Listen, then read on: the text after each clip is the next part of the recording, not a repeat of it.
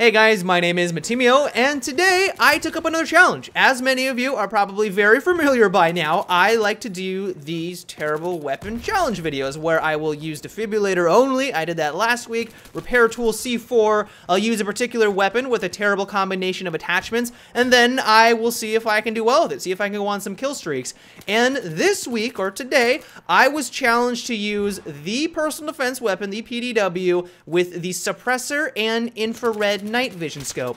And by itself, that doesn't sound too terrible. That combination of attachments seems reasonable. If you use it on any other weapon, like, I'm sure I could do fine with it. But you have to remember, the PDW-R doesn't have extended mags. When you use it just by itself, it only has 21 rounds in its magazine, and the extended mags bumps that up to 31, so it actually becomes a viable and effective weapon.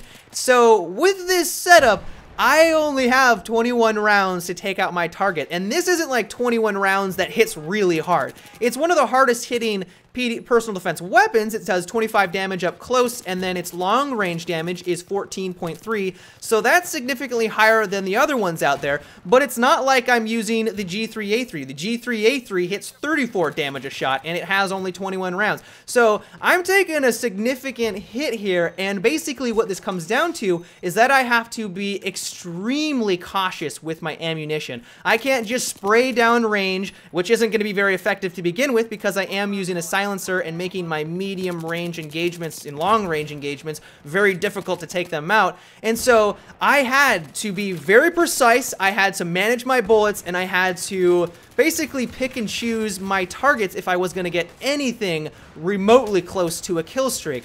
And so basically the way I approached this was I played on smaller maps. I played on the close quarter DLC, I played on team deathmatches, and I worked around the map very methodically. The PDW-R has a reasonably fast rounds per minute. Its RPM is 750, and while that's not terrible, it's not also very good for close range engagements. I mean, if I wanna use a close encounter weapon, I'm gonna use something in the 900 plus range. That's gonna give me a huge advantage when I come across someone. And so for the PDW-R, while it's not terrible, it's nowhere near a comfortable range. And another thing that I had to work around was the infrared night vision scope. And normally I don't have a problem with this attachment. I actually like to use it every once in a while if I wanna mess around on Caspian border. It gets rid of the sun glare, and while I don't think it's the best scope in the game, I don't mind it. And so going into this, I was like, okay, well, the infrared, that's not terrible.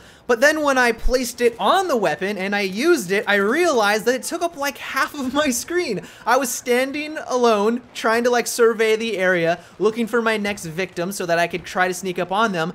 And I noticed that I just couldn't see what was going on in front of me. I had to kind of adjust to it like if I was using a sniper rifle. And while it wasn't a huge hindrance, it's something that I was definitely not expecting with this attachment. The one saving grace though that I would say of this combination was the suppressor, and because I knew that I kind of needed to play up close, because going for anything at a distance with only 21 rounds, basically I just notified them of my presence and they proceeded to kill me. So I try to stay up close, and that allowed me to take advantage of the suppressor and kind of sneak around and ghost my enemies. So I was kind of behind enemy lines for a majority of my play sessions, and it resulted in some fun gameplay.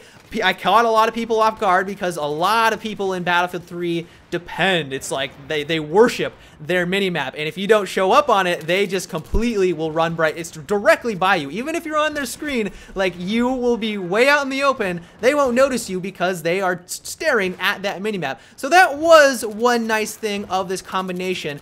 But in general, this was a very difficult challenge. The kind of the cool side though was that because it was so challenging, was that when I was able to go on kill streaks and I was able to take out 2 or 3 targets with one magazine, my heart was thumping. I mean, I don't get a rush, you know, an adrenaline rush in first-person shooters all that often anymore, and it's one of the reasons why I like to do these challenges.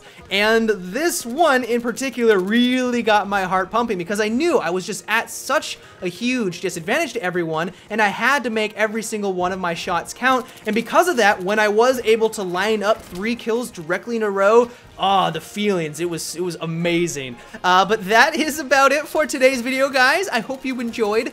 If you have a terrible setup that you would like me to try next, let me know down below in the comment section, and also make sure to thumbs up the ones you would also like me to try. But until tomorrow, guys, have a good one, and take it easy.